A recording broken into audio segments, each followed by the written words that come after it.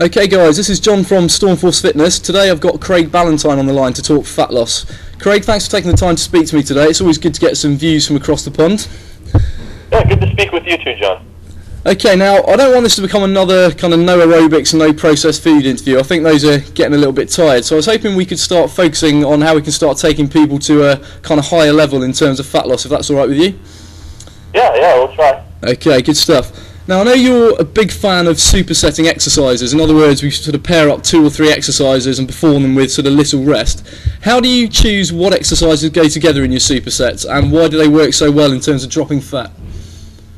Oh, that's a good question. Now, what I choose my exercises based on are simply I call them non-competing exercises, and that means that the first exercise in the superset doesn't interfere with the second exercise in the superset. So it's not classic bodybuilding supersets where we'll see chest press and chest fly done together. They're not that type of superset. What I'm looking to do is something like a push and a pull or a lower body, upper body exercise. So that's how I pair my supersets together, with the purpose being simply that I want to get more work done in a short amount of time, and I don't want the muscle to be fatigued when the other muscle group is working, or when the other exercise is going on. So we'll do something like chest press and dumbbell row, or chest press and dumbbell split squat, or split squat and push-ups, or something like that. Any pair of exercises that are not going to interfere with one another. And as you heard there, I didn't mention barbell exercises, just because most of the people that I train and that work with my programs are always doing home workouts. So that's what I'll probably end up talking about a lot. It's just stuff you can do at home without barbells. And the last thing I just want to say there is that we always do the total body workouts. So, like I said, you're not going to see those classic bodybuilding type supersets and 2 exercises back to back. So that's what we do to get the most work done in least amount of time. And as far as burning fat, there's no real magic to this stuff. I mean, there's no, supersets burn calories clearly, and they help people build muscle, but they're not, diet that incinerates the fat, that helps with the fat loss, and then, you can burn calories through a whole bunch of different ways. But I don't think supersets are any magical fat loss method. They're just a way to do resistance training in a short amount of time. Okay, so on that, I had someone ask me the other day, what's the best fat-burning exercise? It sounds like you'd agree with me that there isn't really a fat-burning exercise. The magic, as some people call it, actually happens after the workout, during recovery. Would you agree with that? Absolutely. I would look at it the same way that you would look at your bodybuilding workouts. The magic happens after the training session. You don't leave the training session having built a pound of muscle. You train, and then you go and recover from it, and you build the muscle. And so when you have the fat loss, you train, you burn calories, and combined with nutrition, you really lose fat outside of the workout, no matter what type of training you do. And that's why, we go back, we won't talk about too much of the anti-cardio stuff, but one of the problems with the cardio mentality is that they're too focused on how many calories and how much fat you burn in the program inside the 1 hour of workout.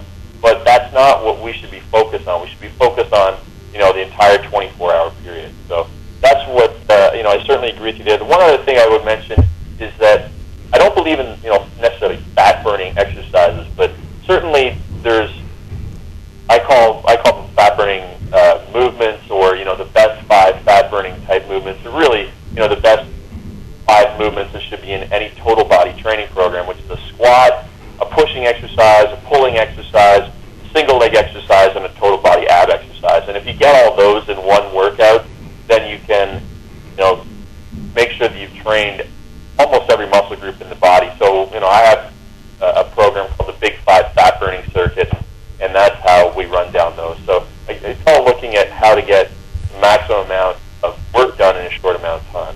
Excellent. Right.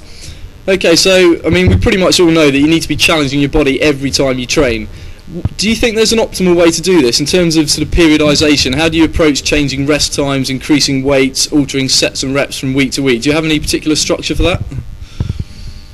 I don't necessarily do when I have my, just the regular type people doing the fat burning programs. But what I've done is simply just put in so much variety into the programs that I have them intermediate program first. So once they've gone through the intermediate program, then you can go through and pretty much pick any other workout. And then some workouts, they focus on circuit type training, and some workouts focus on supersets with longer rest intervals. And it depends on, what goal you want from the training program. So I don't necessarily insist on it for the people that I work with, who are people that just want to lose body fat at home.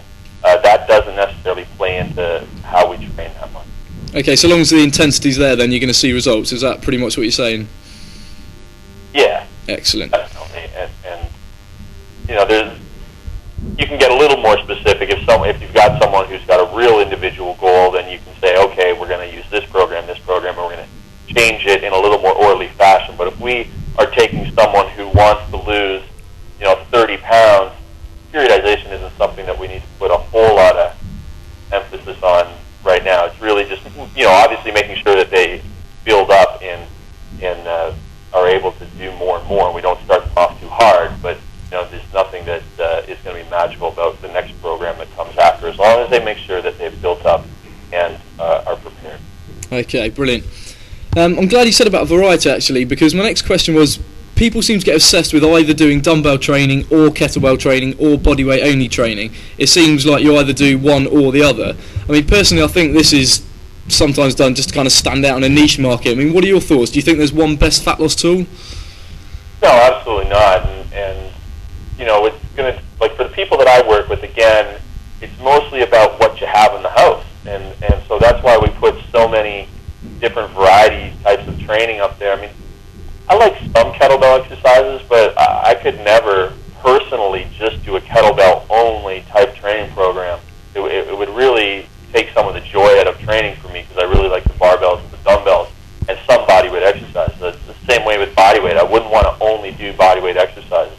So I agree with you in what you said, and like some people sing, and that's absolutely fine. But for our purposes, we do it just to make maximum enjoyment, and the people that generally tend to use my programs are really enjoying the variety. And some, if they only get one kettlebell exercise in this month's workout, they're going to be like, oh, maybe we'll get a couple extra next month, and so I'll put a little emphasis on that in the next month, and make everybody happy and keep everybody kind of always wanting more of something else in the future programs. So certainly every single one of those things that you mentioned are great programs.